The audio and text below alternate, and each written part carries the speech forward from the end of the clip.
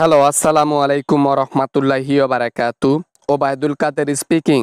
কে বলছেন? সৌদি আরব থেকে ওবায়দুল কাদের বলছি, সাবেক এই সেতুমন্ত্রী। কে বলছেন?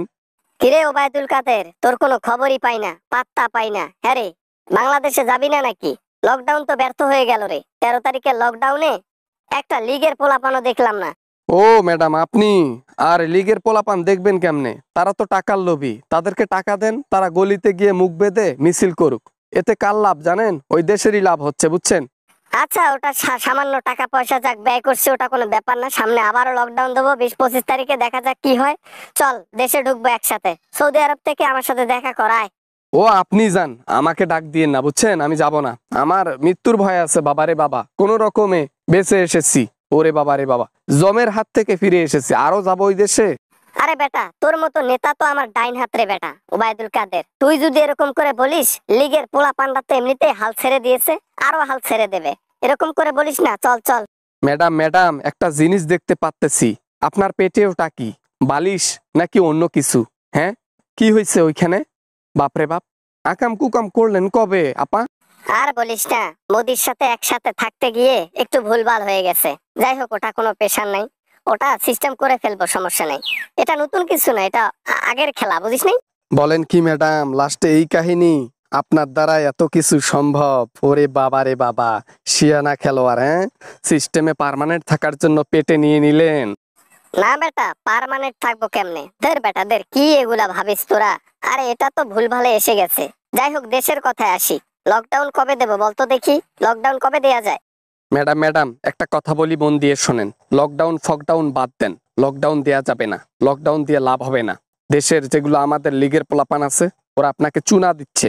আরে না বেটা, তারা তো লকডাউনে তো কাজ করতেছে। তারা আমাকে ছবি পাঠাইছে, তারা আমাকে ভিডিও কল দিছে যে ম্যাডাম আমরা রাজপথে আছি, রাজপথে কাঁপাচ্ছি।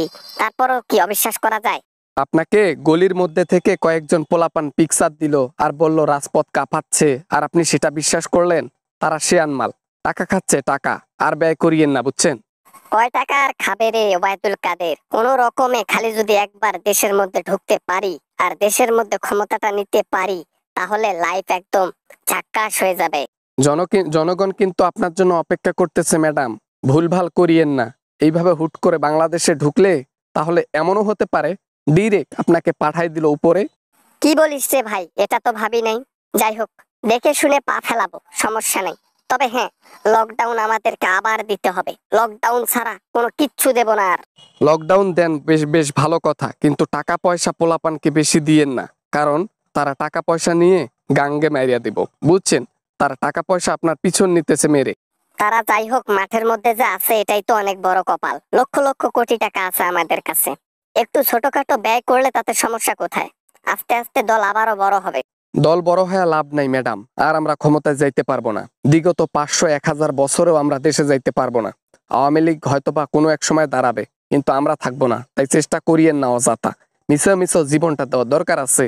টাকার ক্ষমতার নেশা আমাকে এখনো ছাড়েনি। আমি কেমনে ছেড়ে দেই সবকিছু? আমার এখনো মন মানে না। রাতের ঘুম হারাম হয়ে গেছে, রাতে ঘুমাতে পারি না আমি। আচ্ছা, আপনার ইচ্ছা, যা করেন করেন। ওবায়দুল কাদেরকে এরকম করে ফোন দিয়ে আর বিরক্ত করার দরকার নাই। আমি আপনার কথা শুনতেছি না, আপনার কথায় আসতেছি না। দেশের মধ্যে গেলে আপনি যান। গুড বাই, ভালো থাকবেন।